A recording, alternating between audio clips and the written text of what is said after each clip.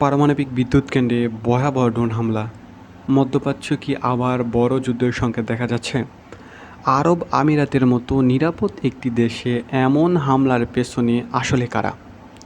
Iran যুক্তরাষ্ট্র যুদ্ধবিরতির পরেও কেন থামছে না মধ্যপ্রাচ্যে এই উত্তেজনা? আজকের ভিডিওতে জানবেন আবুধাবির বারাকাহ নিউক্লিয়ার প্ল্যান্টে আসলে কি ঘটেছে, কেন এই ঘটনা পুরো বিশ্বের জন্য গুরুত্বপূর্ণ, আর এর পিছনে কী ধরনের বড় বার্তা লুকিয়ে আছে।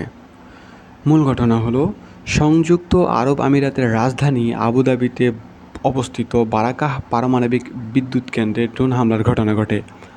হামলার পর একটি জেনারেটরে আগুন লেগে যায় এবং পুরো মধ্যপ্রাচ্যে নতুন করে উত্তেজনা ছড়িয়ে পড়ে। যদিও কর্তৃপক্ষ বলেছে কোনো তেজস্ক্রিয়তা ছড়ায়নি এবং পরিস্থিতি এখনও নিয়ন্ত্রণে আছে, তবে এই ঘটনা আন্তর্জাতিক নিরাপত্তা নিয়ে নতুন করে প্রশ্ন তুলছে। মূল ঘটনা ঘটে আবুধাবির আল দাফরা অঞ্চলে।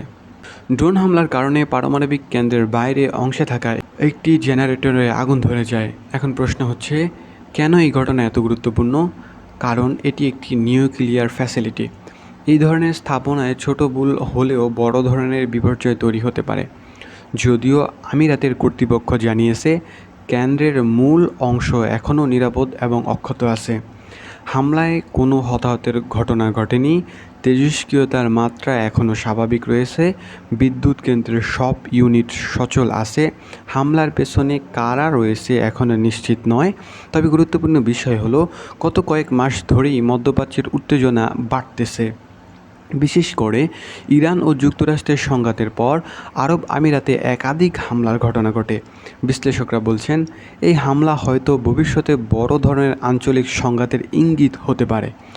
সহজ ভাষায় বললে, একটি পারমাণবিক বিদ্যুৎ কেন্দ্রে ড্রোন হামলা হওয়া মানে পুরো বিশ্ব উদ্বিগ্ন হয়ে যাওয়া। কারণ এখানে বড় দুর্ঘটনা ঘটলে শুধু একটি দেশ নয়, আশেপাশের অনেক দেশ ক্ষতিগ্রস্ত হতে পারে। যদিও এবার বড় বিপদ এড়ানো গেছে, তবে এই ঘটনা মধ্যপ্রাচ্যের নিরাপত্তার পরিস্থিতি আবারও প্রশ্নের মুখে ফেলছে। এখন দেখা যাক মধ্যপ্রাচ্যের পরিস্থিতি ভবিষ্যতে কোন দিকে যায়। এই ধরনের নিত্য নতুন আপডেট পেতে আপনারা আমাদের ইউটিউব চ্যানেল এবং ফেসবুক পেজটি লাইক দিয়ে আমাদের সঙ্গে থাকতে পারেন। দেখা হচ্ছে পরবর্তী কোনো ভিডিওতে।